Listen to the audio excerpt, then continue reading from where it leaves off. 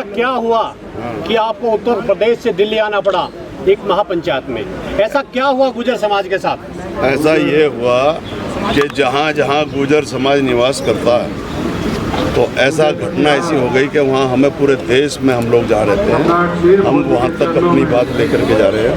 और वो ये है कि जिस बिरादरी ने समय समय पर इस समाज के लिए अपनी प्राणों की आहुति देकर राष्ट्र का निर्माण में महत्वपूर्ण भूमिका निभाई हो, और वहाँ हमारी सरकार के मुख्यमंत्री उत्तर प्रदेश के उनके नेतृत्व में हमारे गुर्जर सम्राट मिहिर भोज जी के नाम पर काली पोतने का काम हुआ, तो जिससे आज पूरे समाज की छाती पर जख्म।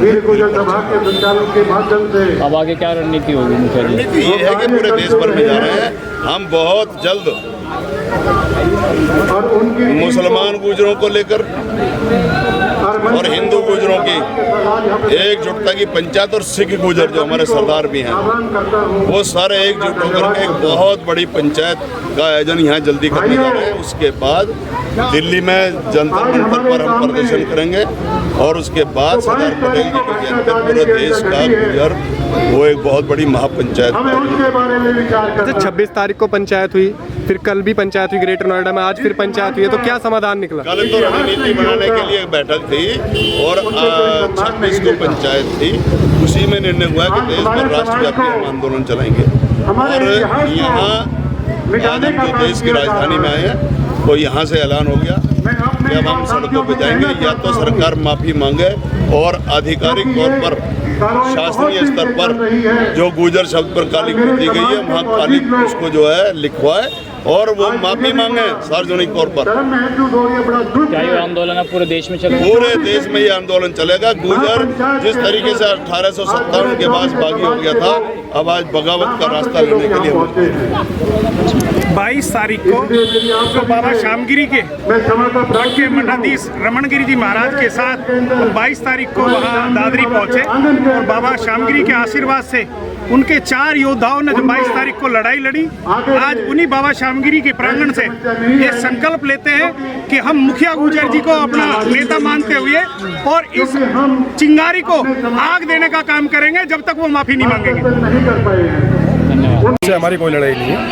हमारी लड़ाई तो खुद अपने स्वाभिमान से लड़ाई हो रही है, और किसी में दम नहीं है जो गुर्जर जाति के सामने लड़ने की कोशिश करे।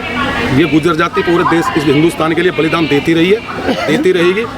कई बार इतिहासों में भी आपने पढ़ा होगा, मीडिया में भी देखा होगा कि अगर गुर्जर सेना हमारे हिंदुस्तान की जो सेना लगी हुई है, सेना भी खुले शब्दों में वर्णन करती है कि हमें सबसे ज़्यादा जो है सपोर्ट मिलती है तो कश्मीरी गुर्जरों से मिलती है। रही बात गुर्जर इतिहास को पढ़ने की, तो गुर्जर इतिहास को पढ़ने के लिए आप बाबरनामा पढ़िए, बाबरनामा पढ़िए, आप कहीं जाने की जरूरत नहीं आपको। पृथ्वीराज रासो पढ़ो, जो प्रमाणित चीज़ें खुद बाबर ने अपने उसमें लिखा बाबरनामा में कि अगर मैं कहीं डरा हिंदुस्तान के अंदर तो वह गुर्जर जाति से डरा, यही हमारे कंट्रोल में नहीं आई। तो यही बात दोहराई जब ब्रिटिश गवर्नमेंट आई, ब्रिटिश गवर्नमेंट ने भी हमको क्रिमिनल ट्राइब में डाला। गद्दार नहीं, हमने गद्दारी नहीं किया सकते देश के साथ, क्योंकि हमने अपने स्वाभिमान ईमान धर्म को हमने बेचा नहीं, हमने अपनी बहन बेटियों का सौदा नहीं किया। अगर हम सौदा करते तो हम भी मौत से लेते, हमें भी कुर्सी में मिलती, हमारे साथ भी 4 जो चलते सिपा सालार, लेकिन नहीं, हमें जरूरत किसी की नहीं रही। हमने अपने स्वाभिमान को बचा करके रखा, और जब हम जंगलों की तरफ भागे, देखिए किसी के ऊपर एक मुकदमा लगता है उसका घर छूट जाता है, ये तो आप सभी को पता है। जब हमारे घर छूट गए, हमारे बुजुर्ग लोग जंगलों में भागे अपने स्वाभिमान के लिए, तो कुछ लोगों ने हमारे इतिहास के साथ छेड़खानी की, उनको हमें उससे बाहर निकाला, अपने नाम उसको लिख लिया।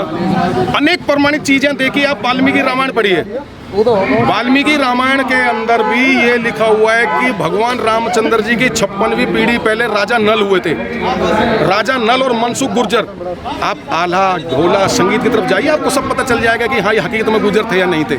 लेकिन इस तरीके से आप करेंगे, मैं किसी की बहन बेटी को गाली नहीं दूंगा, मैं किसी के अपमान नहीं करूंगा, लेकिन कृपया करके मेरी हाथ जोड़ के एक समुदाय से अपील है कि आप लोग भी हमारे साथ भाईचारे से पेश आए, कोई किसी को गाली ना दे, कोई किसी को टॉर्चर ना करे, किसी जाति पर लाछन ना लगाए, किसी की बहन बेटी को गाली ना दे, क्योंकि हम बहन बेटियों के सम्मान के कारण जिंदे हैं आज। और देखिए, पहले से कहा गया है कि जो आदमी गलत होता है ना, वो डरता नहीं है गलत से, लेकिन इज्जतदार का डरना है।